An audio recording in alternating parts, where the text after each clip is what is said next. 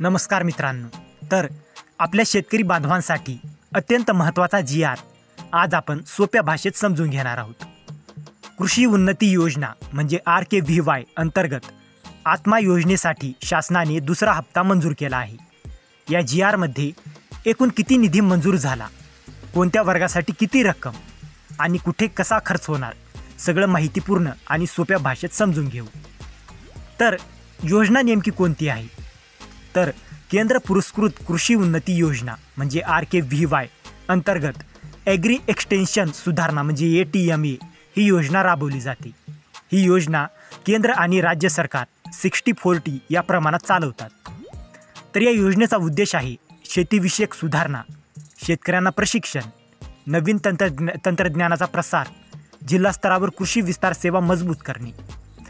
तर या योजनेसाठी 2025-26 मध्ये एकूण रुपये 83.33 कोटीच्या सुधारित आराखड्याला मान्यता देण्यात आली आहे। तर यासाठी किती निधी प्राप्त झाला?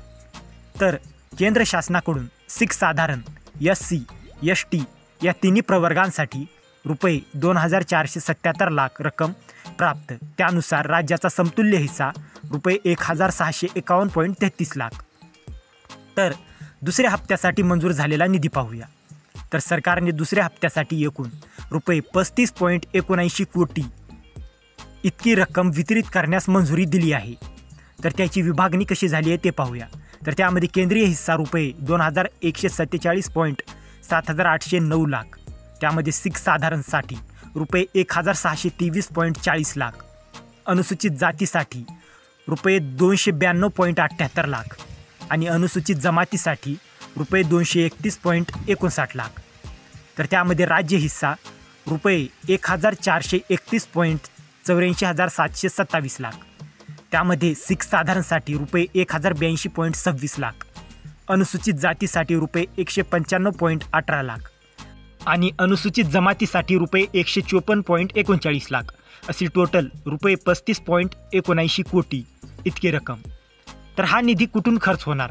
तर ही रक्कम विविध खाते शीर्षांतर्गत दाखल केली असून मुख्यत्वे कृषी विस्तार पद्धती सुधारणा, शेतकऱ्यांचे प्रशिक्षण कार्यक्रम, जिल्हा स्तरावर ATMA प्रकल्प राबवणे, SC आणि ST घटकांसाठी स्वतंत्र तरतूद, राज्य आणि जिल्हास्तरीय प्रशासकीय खर्च या कामांसाठी ही रक्कम खर्च होणार आहे। तर ही योजना कोण राबवणार?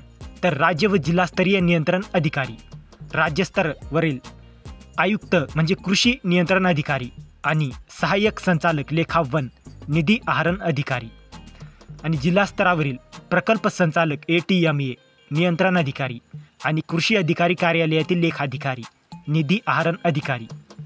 तर निधीचा वापर केंद्र शासनाने दिलेल्या मार्गदर्शक सूचनांप्रमाणेच करावयाचा आहे। या महत्त्वाच्या सूचना दिलेल्या आहेत।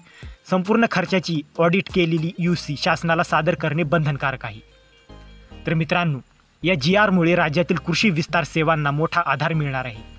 तर मित्रांनो, ही माहिती उपयोगी वाटली असेल तर व्हिडिओला लाईक करा, शेअर करा आणि अशाच महत्त्वाच्या जी.आरचे सोपे व्हिडिओ समजण्यासाठी आपल्या चॅनलला सबस्क्राईब करा। तर मित्रांनो, भेटूया अशाच एका महत्त्वाच्या पुढच्या जी.आरमध्ये। जय हिंद, जय महाराष्ट्र।